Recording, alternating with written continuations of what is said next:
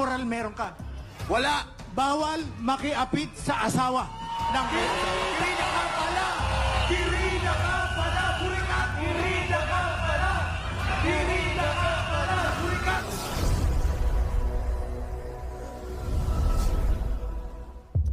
Kilalang kilala ko si Ontiveros. Ito nga ang bungad ni Ka Peter Motok na dating rebelde na kasamahan ni Ontiveros sa paglaban sa gobyerno noon. Subalit, nagbalik loob na sa pamahalaan ngayon. Ayon pa kay Motok ay walaan niyang moral ascendancy si Ontiveros na mag-imbestiga at akusahan ang isang individual dahil siya mismo ay maraming tinatagong baho. Katulad ng dating senador na si Laila de Lima ay isang kabit o kirida din pala itong si Ontiveros at pumatol sa may asawa at sumira ng isang pamilya. Di bali na nga daw palamura ayon pa sa mga netizens na tinutukoy ang dating Pangulong Duterte na binitawan ang malulutong